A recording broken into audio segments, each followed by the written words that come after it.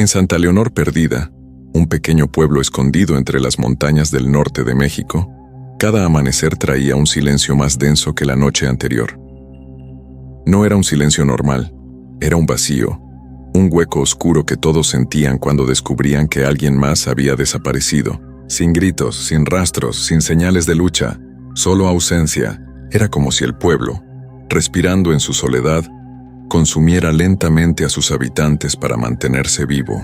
Los vecinos evitaban mirar por las ventanas antes del amanecer. Había quienes juraban que justo antes de que saliera el sol, se escuchaba un susurro recorriendo las calles de tierra. Un nombre, solo uno, pronunciado con una voz quebrada, como una oración desesperada, y aquel cuyo nombre era pronunciado, simplemente no despertaba jamás. Las casas quedaban intactas, las camas tendidas, los objetos en su lugar, pero la persona desaparecía como evaporada en la noche. La gente comenzó a dormir con las luces encendidas, a rezar oraciones antiguas y a sellar puertas con sal, cruces y cuchillos clavados en los marcos. Nada funcionaba. El amanecer seguía llevándose un alma por día, como si fuera un tributo inevitable, y el miedo ya no era solo miedo, se había convertido en rutina, en una sombra más del pueblo. Nadie sabía cuándo había empezado la maldición. Algunos decían que fue después del incendio de la antigua iglesia. Otros aseguraban que la desaparición de la niña Alma Luz, 20 años atrás, había abierto una herida en la tierra que jamás volvió a cerrar. Pero todos coincidían en algo. Desde hacía semanas la voz que susurraba nombres sonaba más cercana, más clara, más viva. Santa Leonor Perdida era un pueblo tan pequeño que cualquiera podía cruzarlo en 15 minutos caminando. Sus casas de adobe, sus calles polvorientas y la niebla que descendía de los cerros le daban un aire detenido en el tiempo, pero lo que realmente lo diferenciaba no era su arquitectura ni su antigüedad. Era la sensación de que alguien, o algo, siempre estaba observando desde los límites del bosque que cercaba el pueblo como un anillo oscuro. Los habitantes vivían con una mezcla de resignación y superstición. Sabían que cada amanecer faltaría alguien, no importaba si era joven o viejo, enfermo o sano, pecador o inocente. La desaparición no tenía criterio, solo obedecía al nombre que se susurraba en la última hora de la noche. Por eso todos temían dormir profundamente, porque quien dormía demasiado no escuchaba la advertencia, y quien no escuchaba se perdía para siempre. El protagonista de esta historia es Esteban Morales, un hombre de 32 años, originario del mismo pueblo, que había regresado después de años trabajando en Monterrey. Su madre lo había llamado una noche entre lágrimas. «Esteban, vuelve. Santa Leonor nos está matando uno por uno». Cuando él llegó, ya faltaban 18 personas, y el miedo, antes silencioso, se había convertido en desesperación colectiva. Esteban era pragmático, incrédulo, acostumbrado a buscar explicaciones lógicas, pero la primera noche que pasó en su antigua habitación, escuchó algo imposible. Pasos lentos recorriendo la calle, un murmullo que rozaba las paredes, y un susurro tan suave como un aliento frío. María Morales, su madre. A la mañana siguiente María no estaba. Ese fue el día en que Esteban decidió que no permitiría que el pueblo siguiera tragándose a su gente. Juró descubrir quién, o qué, estaba detrás de las desapariciones. Y mientras todos se escondían tras puertas aseguradas, él eligió lo contrario. Caminar de noche, escuchar los susurros, seguir el rastro que nadie más se atrevía a seguir.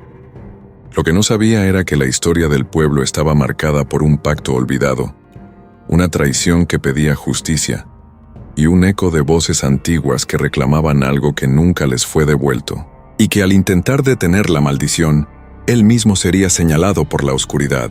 Si esta historia está despertando tu curiosidad y quieres descubrir qué está devorando a los habitantes de Santa Leonor Perdida cada amanecer, no olvides apoyar este video con un me gusta, porque eso me ayuda a seguir creando relatos de terror como este. Suscríbete al canal y activa la campanita de notificaciones, para que no te pierdas ninguno de los próximos capítulos y misterios que iremos revelando juntos. La madrugada caía pesada sobre Santa Leonor Perdida, como si el cielo entero quisiera aplastar el pueblo para silenciarlo para siempre.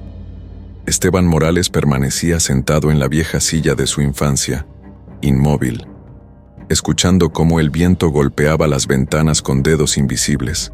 Habían pasado apenas 24 horas desde la desaparición de su madre, y la casa parecía haber quedado hueca, sin alma. Nada había sido movido. Sus sandalias seguían junto a la puerta, su taza de café a medio llenar aún sobre la mesa, y el rosario colgado del respaldo de su cama. Nada, excepto ella. Esa ausencia era un vacío tan profundo que parecía abrir grietas en las paredes. Esteban repasaba mentalmente lo sucedido, tratando desesperadamente de encontrar una explicación racional. Recordaba haber escuchado aquel susurro. María Morales. Una voz desgastada, casi ahogada, como si viniera desde debajo de la tierra. Él no había querido creerlo en ese momento. Cerró los ojos, se tapó los oídos, intentó dormir, pero a la mañana siguiente, la puerta del cuarto de su madre estaba abierta y la cama tendida, demasiado perfecta, demasiado intacta. La sensación de que algo había entrado, reclamado lo suyo, y salido sin ser visto lo perseguía sin descanso. Decidido a entender lo que estaba pasando, Esteban salió a la calle al amanecer. El pueblo entero estaba envuelto en una neblina espesa que solo se veía en los días de desaparición. Era una neblina que no pertenecía al clima, sino al fenómeno, al ritual sin nombre que consumía al pueblo desde hacía décadas. Había figuras en los umbrales de las casas, vecinos con mantas sobre los hombros, ojos rojos de no dormir, miradas perdidas. Nadie hablaba, nadie tenía fuerzas. Era un luto colectivo que se repetía cada día, como una herida que nunca cerraba. Entre ellos estaba don Hilario, el hombre más viejo del pueblo. Su barba blanca y larga le daba aspecto de profeta cansado, y su mirada parecía haber visto demasiadas madrugadas malditas. Esteban se acercó a él esperando respuestas. «Lo siento, muchacho», murmuró Hilario sin que Esteban dijera una sola palabra. El susurro ya la había escogido. No se puede escapar cuando el nombre es dicho. Aquellas palabras encendieron una rabia que Esteban llevaba acumulando desde niño, desde que el pueblo empezó a perder gente sin explicación. ¿Cómo podían todos aceptarlo como si fuera normal? ¿Quién está detrás de esto?, preguntó Esteban con la voz temblando entre furia y miedo. Hilario lo observó con ojos hundidos, casi apagados. «No es un quién, es un qué», respondió. «El pueblo mismo llama, reclama lo que se le debe». Esteban dio un paso atrás. Aquello le parecía absurdo, supersticioso, producto del miedo. Pero los hechos eran irrefutables. 19 personas desaparecidas en menos de un mes, sin rastros, sin cuerpos, sin señales. Santa Leonor perdida parecía tragarse a su propia gente. Mientras hablaban, un llanto rompió el silencio. Era Lucinda, una joven madre que apretaba contra su pecho a su hijo menor. Su marido había desaparecido 2 días antes, y ahora ella gritaba que había escuchado algo en el techo durante la madrugada. Pasos lentos, como si alguien caminara arrastrando las plantas de los pies. Todos bajaron la mirada. Era más fácil ignorar que enfrentar. Pero Esteban sintió en ese relato un eco familiar. Su madre también había dicho, días antes, que escuchaba movimiento en el corredor, aunque él había pensado que era paranoia causada por el miedo.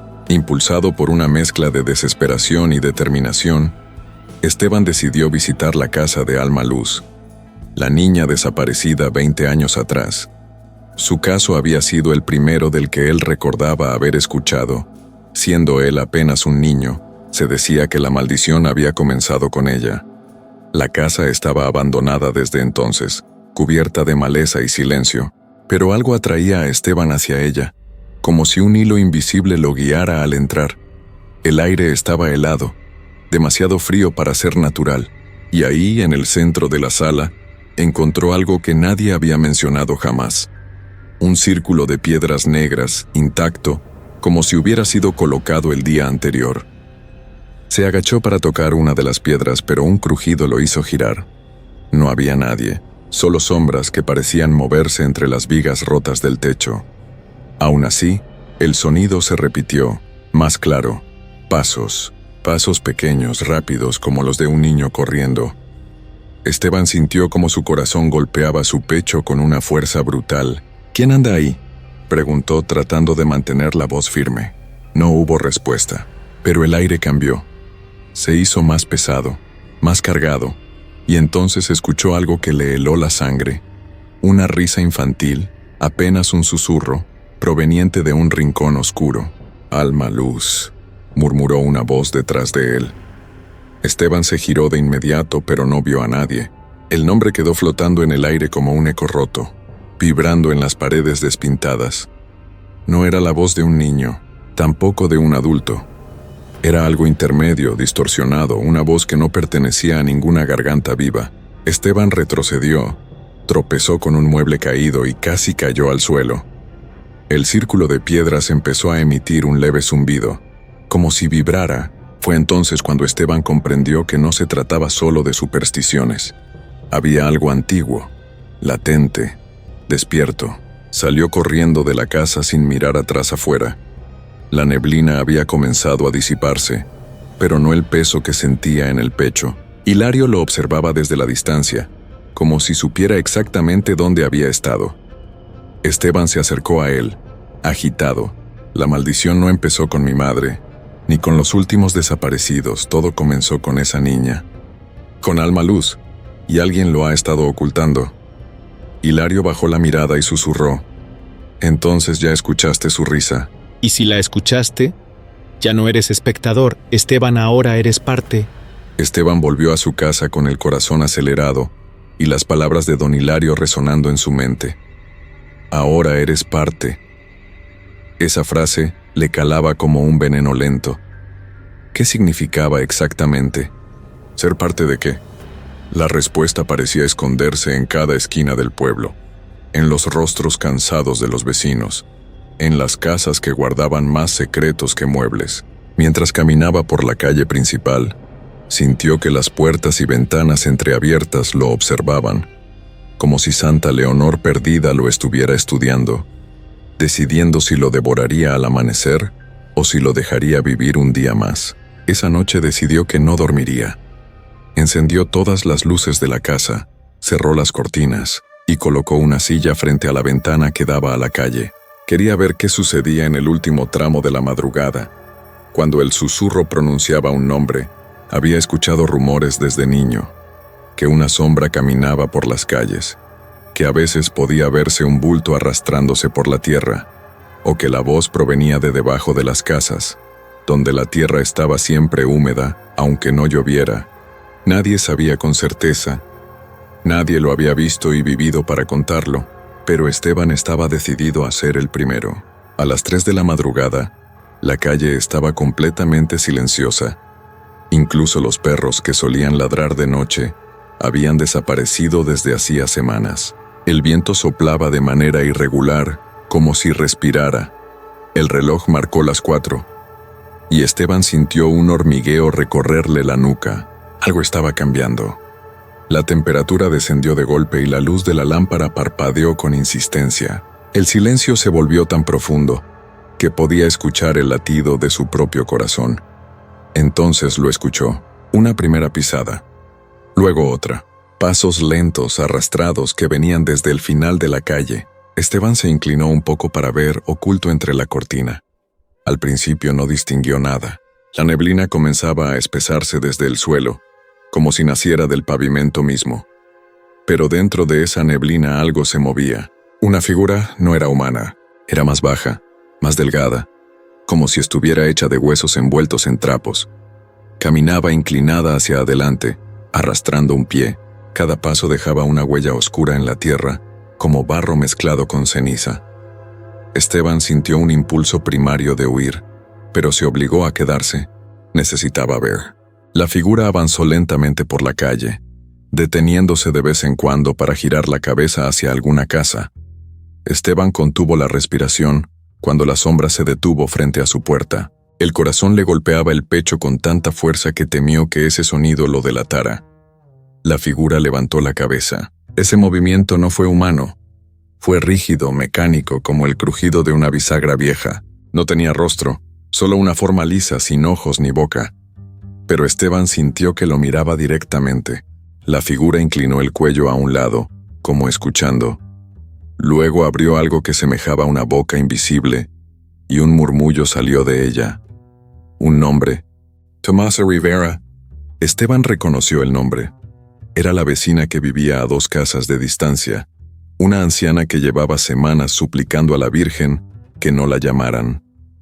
Después de pronunciarlo, la figura siguió caminando, perdiéndose en la neblina. Esteban permaneció inmóvil durante largos minutos, sintiendo un frío punzante en los huesos. Cuando la figura desapareció por completo, se levantó con torpeza y salió de la casa. Necesitaba comprobarlo. Necesitaba saber si aquello era real. Caminó hacia la casa de Tomasa Rivera y encontró la puerta entreabierta. La llamó varias veces, pero no obtuvo respuesta. El interior estaba aparentemente intacto.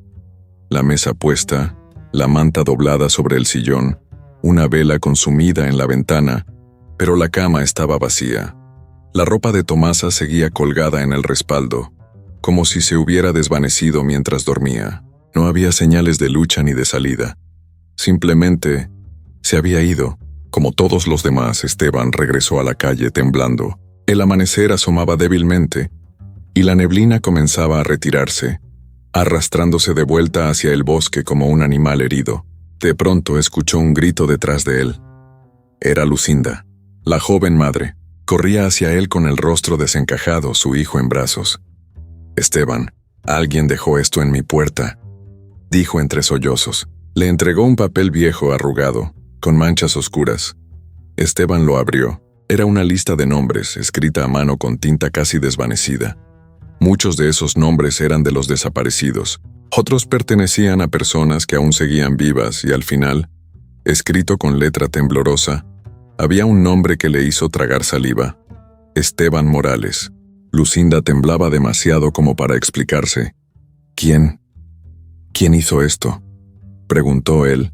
Ella negó con la cabeza llorando. «No lo sé, pero alguien tocó mi puerta justo antes del amanecer». Esteban decidió ir al ayuntamiento, convencido de que alguien en el pueblo sabía más de lo que decía. El edificio estaba vacío, excepto por don Hilario. Sentado en una silla junto a la ventana, lo observó sin sorpresa, como si lo estuviera esperando. Esteban le mostró el papel. Hilario cerró los ojos y suspiró profundamente. «Esa lista no es nueva», dijo con voz pesada. «Se escribe sola desde hace 20 años». La piel de Esteban se erizó. «¿Sola? ¿Cómo que sola?». Hilario señaló un antiguo escritorio de madera en la sala. Ahí cada noche, cuando el susurro elige a alguien, el papel se completa, como si una mano invisible escribiera. «¿Y por qué estoy en esa lista?», preguntó Esteban, furioso y aterrorizado. Hilario lo miró con una mezcla de compasión y resignación. «Porque tú regresaste y porque el pueblo te recuerda. Esteban, tú estuviste aquí la noche en que Alma Luz desapareció». Esteban sintió un zumbido en los oídos, un recuerdo enterrado queriendo salir. «No, yo era un niño», balbuceó. Hilario negó lentamente. «Sí, pero los niños también ven cosas y tú fuiste el último que la vio con vida». Un escalofrío recorrió todo su cuerpo. Por primera vez Esteban entendió que no solo buscaba respuestas, también estaba siendo buscado. El nombre de Alma Luz se clavó en la mente de Esteban como un cuchillo helado. Llevaba años sin pensar en ella, quizá porque su recuerdo estaba envuelto en un velo de miedo que nadie en el pueblo se atrevía a levantar. Pero ahora, frente a don Hilario, ese velo se rompía lentamente. «Fuiste el último que la vio con vida», repitió el anciano, y las palabras quedaron suspendidas en el aire como una sentencia. Esteban sintió un temblor recorrer sus manos. Era imposible. Tenía apenas 12 años. ¿Cómo podía recordar algo tan oscuro y tan antiguo? Sin embargo, en lo más profundo de su memoria, algo se agitaba.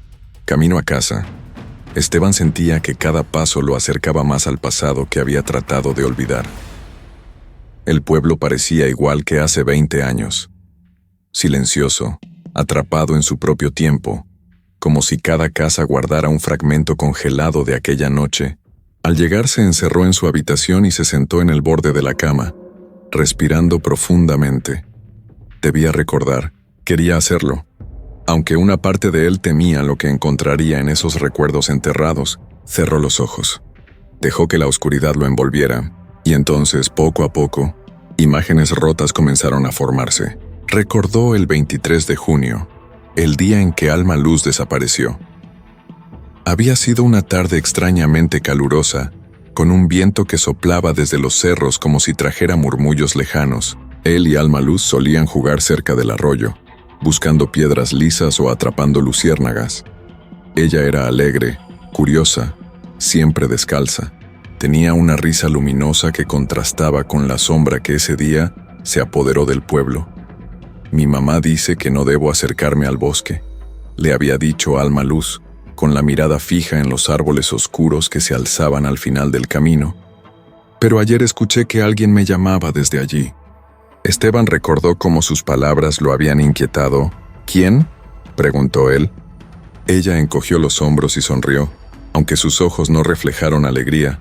Mi nombre, pero no era mi mamá. Aquella confesión le había helado la sangre incluso entonces, aunque no entendiera por qué. Más tarde, cuando comenzó a oscurecer, Alma Luz insistió en volver a casa sola. «No quiero que te regañen», dijo ella con esa inocencia que ahora le dolía recordar.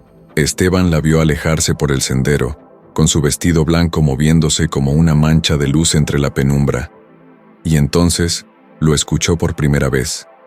Un susurro, bajo, frágil pero claro, como si alguien soplara su nombre desde dentro de la tierra. «Alma». El recuerdo hizo que Esteban abriera los ojos bruscamente. Su respiración era agitada. Ese susurro había sido exactamente el mismo que él escuchó antes de que su madre desapareciera. La misma cadencia rota, la misma intención. ¿Era posible que la maldición hubiera comenzado aquella noche? Se levantó de golpe y caminó de un lado a otro de la habitación, tratando de poner en orden las imágenes. Recordó haber corrido hacia el bosque, siguiendo el sonido. Lo recordaba ahora con claridad. Las hojas húmedas bajo sus pies, el olor a tierra mojada, el aire que se volvía más frío cuanto más avanzaba. Había llegado a un claro pequeño, donde la luna caía como un farol suave, y allí la vio. Alma Luz estaba de pie en el centro, inmóvil, mirando hacia la oscuridad entre los árboles. Sus labios se movían, como si respondiera a alguien que Esteban no podía ver. Él la llamó, gritando su nombre, pero ella no reaccionó. Era como si estuviera en trance, como si estuviera escuchando algo que no pertenecía a ese mundo. Entonces la sombra apareció. No era una figura definida, era un bulto de neblina oscura, una masa que se movía sin forma, serpenteando alrededor de la niña. Esteban sintió un terror animal, primitivo, algo que su cuerpo entendió antes que su mente. La sombra se inclinó hacia Alma Luz y ella dio un paso hacia adelante, como si obedeciera a una orden. Esteban quiso correr hacia ella, pero sus piernas no respondieron. El miedo lo paralizaba, y en ese momento, la sombra se volvió hacia él. No tenía ojos, pero Esteban sintió que lo miraba directamente, hurgando en su alma, grabándose en su memoria. Un sonido salió de ella, un murmullo grave, un nombre que no comprendió. Luego Alma Luz sonrió, pero no fue una sonrisa infantil, fue una sonrisa vacía, hueca, y desapareció. No corrió, no fue arrastrada, simplemente dejó de estar allí. Esteban gritó hasta que su voz se quebró.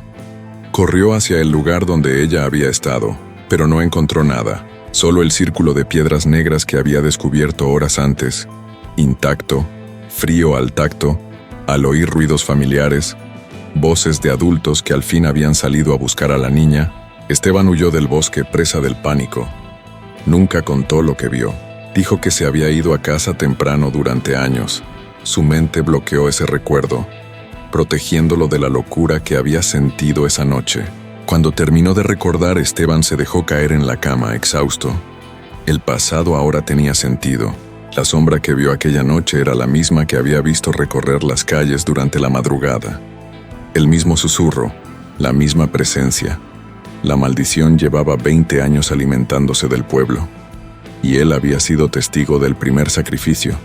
«Por eso estoy en la lista», murmuró, comprendiendo. «Por eso, el pueblo me recuerda». Una parte de él quería huir, abandonar Santa Leonor perdida y no mirar atrás jamás. Pero otra parte sabía que si se iba, la sombra lo seguiría. No quería solo cuerpos. Quería un ciclo y él estaba atrapado en él. Entonces, una idea aterradora cruzó su mente. Si la maldición había comenzado con Alma Luz, quizá también terminaría con ella. Debía volver a esa casa abandonada. Debía volver al bosque. Debía enfrentar lo que lo había marcado siendo un niño. Esteban se puso de pie, decidido. Pero antes de que pudiera moverse, escuchó algo detrás de la puerta. Un sonido suave, unos dedos golpeando la madera, de manera lenta y rítmica. Toc, toc, toc. Y una voz infantil susurró desde el pasillo. ¿Puedo entrar, Esteban? El amanecer en Santa Leonor perdida llegó con un silencio distinto, más espeso, como si el aire cargara un aviso que nadie quiso comprender. El reloj de la torre marcaba las 6 cuando el repique metálico anunció la nueva desaparición. Esta vez no fue un anciano ni un forastero. Santiago Huerta, el panadero del pueblo, un hombre fuerte, alegre y querido por todos. Su ausencia se sintió de inmediato. El olor a pan recién horneado no salió de su casa, y su puerta amaneció entreabierta, como una boca negra que invitaba a entrar. Florencia y Lucía fueron las primeras en llegar, acompañadas por el padre Esteban, quien llevaba un rosario temblando entre los dedos. Dentro de la casa todo estaba intacto. A la mesa, hojarascas recién formadas aguardaban a ser horneadas. Una taza de chocolate aún tibia reposaba al lado del fogón. Era como si Santiago se tuviese desvanecido entre un parpadeo y otro. Pero algo llamó la atención de Lucía. En el suelo, justo frente a la puerta trasera, había marcas de tierra húmeda, como si alguien hubiera salido con los pies cubiertos de lodo oscuro, o como si algo lo hubiera arrastrado desde el exterior. Nadie se atrevió a seguir el rastro por el umbral. El padre Esteban murmuró: «Otra vez, bajo la tierra. Siempre bajo la tierra». Florencia, temblando, exigió explicaciones. ¿Qué sabía el sacerdote que todos ignoraban? ¿Por qué repetía esa frase desde el principio de las desapariciones? Esteban, sin poder sostener más el peso del secreto, pidió que todos lo acompañaran a la iglesia. Allí, dentro de la sacristía, abrió un viejo libro parroquial cubierto de polvo. Las páginas amarillentas revelaban algo que jamás había mencionado. Las desapariciones no eran nuevas, habían ocurrido antes, mucho antes. Según los registros, en 1902, el pueblo, entonces llamado Santa Leonor de los Campos, sufrió una serie de desapariciones casi idénticas. Una cada amanecer, siempre sin rastros, siempre dejando puertas abiertas y pasos de tierra mojada. El causante, o al menos así lo describían los antiguos habitantes, era un ser al que llamaban el que respira bajo la tierra. Un espíritu antiguo, nacido de un crimen cometido durante la rebelión del pueblo contra un terrateniente cruel. Ese hombre, don Euclides Barragán, había sido enterrado vivo por los aldeanos después de años de abusos, y sus gritos quedaron atrapados debajo de los surcos, condenando a todos sus descendientes y a quienes vivieran sobre sus tierras. Lucía no podía creerlo. ¿Significaba eso que lo que estaba ocurriendo era una especie de venganza centenaria? Florencia preguntó la única cosa que todos temían. ¿Se detuvo alguna vez? El padre Esteban negó lentamente.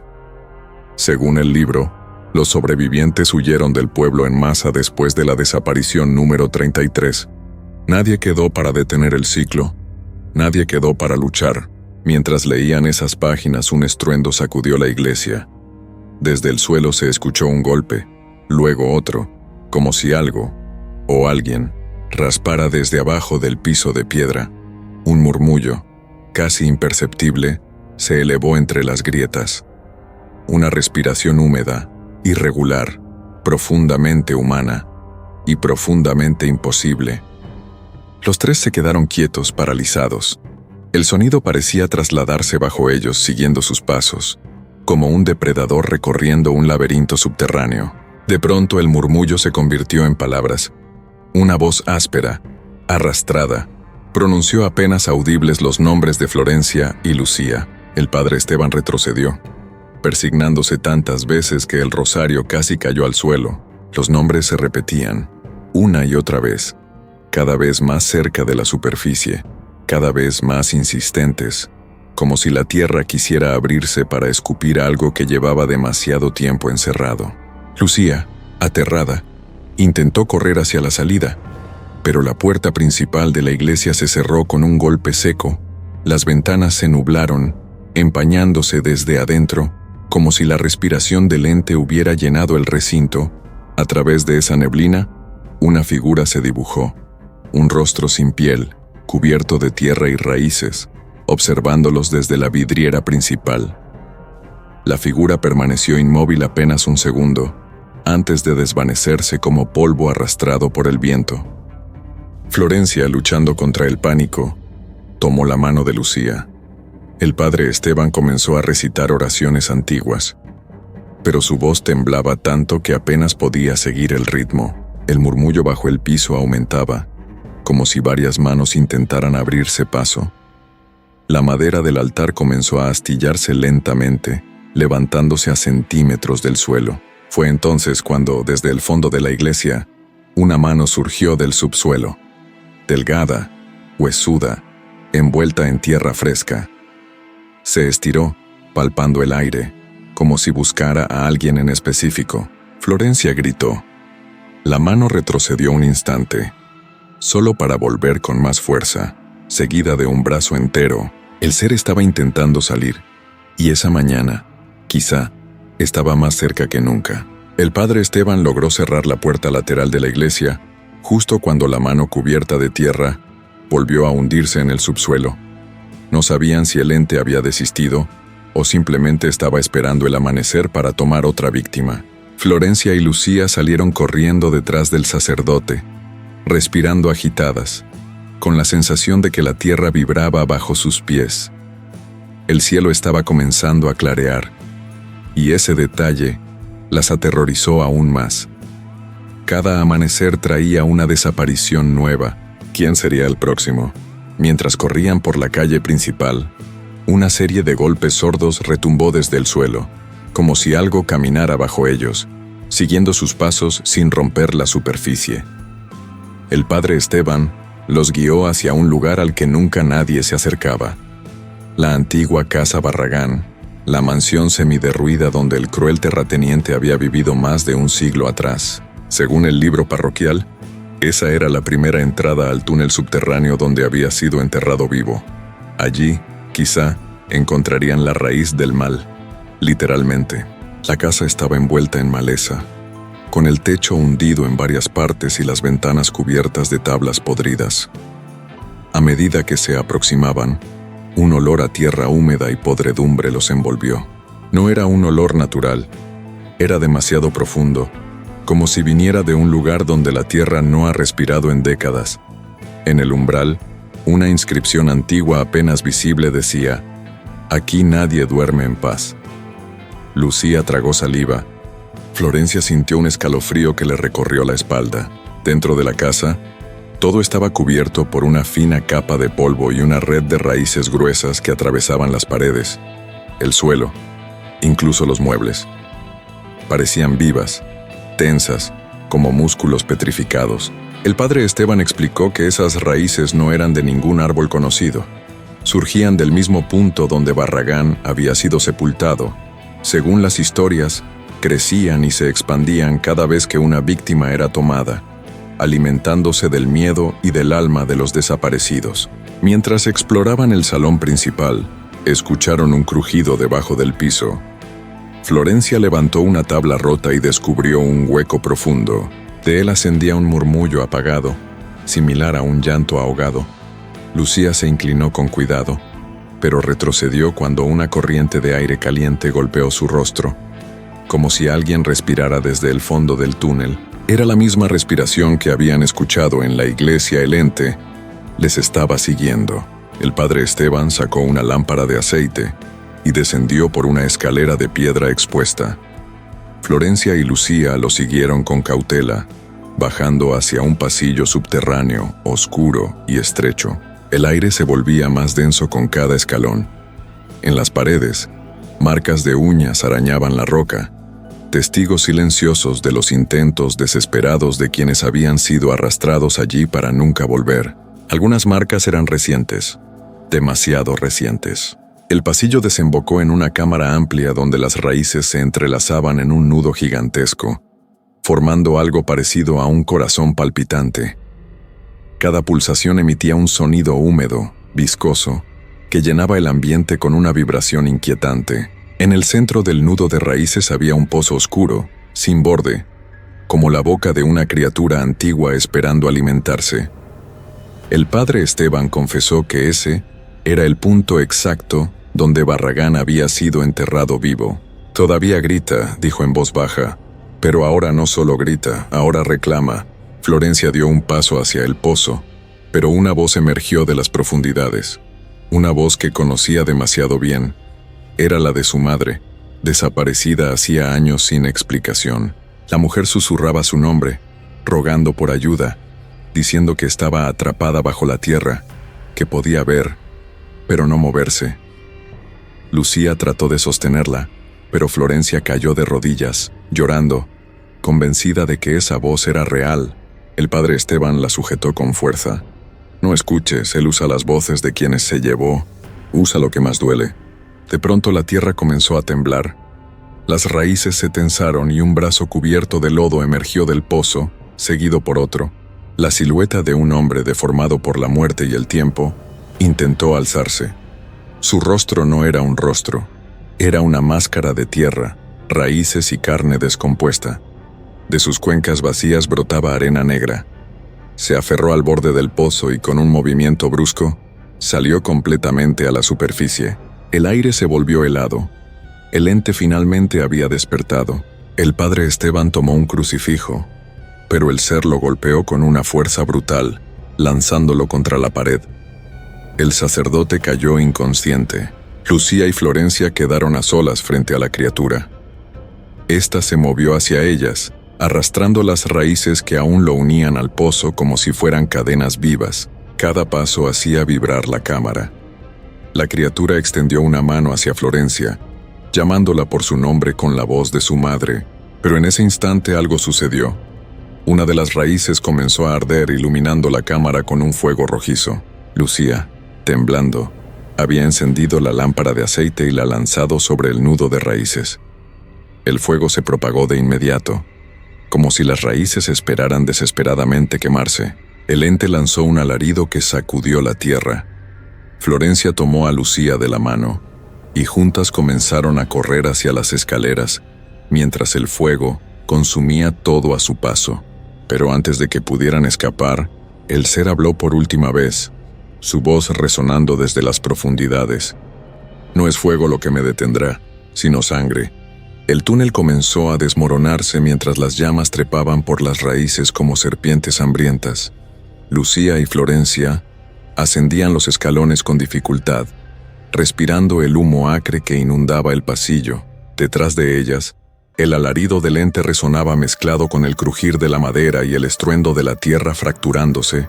Cuando alcanzaron la planta superior de la casa Barragán, parte del techo ya había cedido, dejando entrar un rayo pálido del amanecer. Pero ese amanecer era distinto, más gris, más tenue, como si el cielo mismo estuviera siendo devorado. El padre Esteban apareció en la entrada, tambaleándose pero vivo. Llevaba una herida en la frente, pero aún sostenía su rosario con fuerza. Las llamó a gritos, urgiéndolas a salir antes de que toda la estructura cediera. Justo cuando cruzaron el umbral, una explosión subterránea levantó la tierra bajo sus pies, expulsando un torrente de polvo y fragmentos de raíz carbonizada. La casa entera pareció soltar un suspiro final antes de derrumbarse sobre sí misma en un estruendo de madera y piedra. Pero el alivio duró apenas un segundo. De entre las ruinas una mano ennegrecida se alzó, seguida de un brazo retorcido. La criatura emergió envuelta en humo, moviéndose con dificultad pero aún con vida. El fuego había consumido parte de sus raíces, dejando al ente más esquelético, más feroz. Sus ojos eran dos huecos ardientes, llenos de una furia centenaria. Cada paso que daba hacía vibrar el suelo, como si aún controlara la tierra bajo ellos. El padre Esteban cayó de rodillas al verlo. «No se puede matar lo que nunca murió», murmuró. Pero entonces recordó las últimas palabras del ente. «No es fuego lo que me detendrá, sino sangre». Comprendió con terror el significado. Alguien debía romper el ciclo pagando con vida, ofreciendo la propia sangre para cerrar la puerta que había permanecido abierta por más de 100 años. Era un sacrificio, uno que nadie podría pedir, pero que alguien tendría que aceptar. Florencia sintió que algo dentro de ella se tensaba. Recordó la voz de su madre saliendo del pozo, la agonía de no haber tenido respuestas. Recordó todas las noches en las que despertó pensando que podría haber hecho algo. Y ahora, frente a la criatura que había devorado tantas vidas, entendió que quizás esa era la única manera de impedir que más personas desaparecieran al amanecer. Dio un paso adelante, aún temblando, pero con una determinación nueva en los ojos. Lucía la agarró del brazo, horrorizada. «No, Florencia, no puedes». Pero Florencia la miró con una tristeza profunda. «Si no lo hago, él seguirá, cada día, cada amanecer. No quiero que seas tú mañana». La criatura avanzó otro paso, arrastrando las raíces que aún lo mantenían unido a la tierra. Su boca, si es que podía llamarse así, se abrió en un gesto grotesco, dejando escapar un sonido que parecía una mezcla de lamento y hambre. El padre Esteban intentó intervenir ofreciendo su propia vida, pero la criatura no lo miró. No le interesaba. El ente solo respondía a la sangre que descendía de la línea de quienes habían cometido el crimen original. La familia de Barragán y las familias involucradas en su entierro. Florencia era descendiente directa de uno de los hombres que había sellado la tumba del terrateniente. Ella era la llave. Ella era el pago, era su sangre la que el ente reclamaba. Antes de que Lucía pudiera detenerla, Florencia tomó un fragmento de madera afilada del suelo y se cortó la palma de la mano. La sangre goteó lentamente sobre la tierra negra. La criatura se estremeció. Las raíces bajo el suelo reaccionaron como si olieran algo que habían esperado durante décadas. El ente avanzó rápidamente, extendiendo su mano esquelética hacia ella, no para matarla, sino para recibir aquello que rompería el maleficio. La tierra comenzó a abrirse bajo los pies de Florencia. Como si un abismo la llamara, Lucía se lanzó hacia ella. Pero Florencia sonrió por primera vez desde que todo comenzó. «Cuida del pueblo, cuida de ti», murmuró. Luego, la tierra la tragó en un segundo, envolviéndola en raíces, en silencio, en oscuridad. El ente la siguió hacia el abismo, arrastrado por la fuerza del sacrificio. Un estruendo profundo resonó en todo Santa Leonor perdida, una vibración que hizo temblar paredes, ventanas y corazones. Y entonces, todo quedó quieto. La tierra se cerró lentamente, como si jamás hubiera sido abierta. El sol finalmente subió por encima de las montañas, más claro, más cálido, sin esa sombra gris que había acompañado los últimos amaneceres. Lucía cayó de rodillas. Llorando desconsolada, el padre Esteban la ayudó a ponerse en pie, con lágrimas silenciosas corriendo por su rostro. El ciclo había sido roto, pero a un costo eterno. Ese amanecer, por primera vez en semanas, Santa Leonor perdida no perdió a nadie, pero también ganó una ausencia imposible de llenar. Cuando el pueblo de Santa Leonor perdida despertó, lo hizo envuelto en un silencio distinto, un silencio que no anunciaba muerte, sino duelo. Las campanas no sonaron, y por primera vez en semanas, ninguna puerta amaneció abierta, pero los habitantes sabían, incluso antes de salir de sus casas, que algo había sucedido. El temblor de la tierra durante la madrugada, el resplandor rojizo que iluminó brevemente las montañas, y la ausencia de Florencia al amanecer, les revelaron que el sacrificio se había consumado. La noticia se esparció como un susurro cargado de respeto y de miedo. Ella había dado su vida para detener al ente que los perseguía desde hacía más de un siglo, y en cada rincón del pueblo, desde el mercado hasta la vieja estación del tren, las personas dejaron velas encendidas frente a sus puertas, un gesto silencioso para honrar a quien devolvió la paz. Lucía, incapaz de aceptar la pérdida, pasó días enteros recorriendo las calles en busca de señales, de rastros, de algo que contradijera aquel final. El padre Esteban intentó acompañarla, pero también llevaba consigo un vacío que no podía explicar. Sabía que el ciclo había sido roto, que el ente había sido arrastrado de vuelta a la oscuridad junto con la sangre que reclamaba, pero también comprendía que maldiciones tan antiguas no mueren por completo, permanecen dormidas esperando grietas en el destino para resurgir. Por eso, aun cuando el pueblo recuperó la calma y los amaneceres volvieron a ser luminosos, Esteban continuó escuchando, cada noche, un rumor leve bajo la tierra, como si las raíces todavía recordaran el último grito del monstruo, y aunque nunca dijo nada, temía que algún día aquel susurro pudiera fortalecerse. Con el tiempo, Santa Leonor Perdida reconstruyó la casa Barragán y la convirtió en un memorial dedicado a todos los desaparecidos, incluida Florencia. Los visitantes dejaban ofrendas de flores y pequeñas cruces de madera, y las familias que alguna vez huyeron del pueblo regresaron para encender velas en su nombre. Lucía, sin embargo, jamás abandonó la idea de que su amiga seguía viva en algún rincón oculto bajo la tierra. Cada año, en la fecha del sacrificio, caminaba hasta el lugar donde Florencia desapareció y dejaba un puñado de semillas rojas. Decía que eran para que su espíritu encontrara el camino de vuelta, y aunque nadie más lo escuchaba, en ciertas madrugadas, cuando el viento soplaba desde las montañas, Lucía juraba oír una voz dulce pronunciando su nombre, no como un lamento, sino como un recordatorio de que algunas historias nunca terminan realmente, solo cambian de raíz.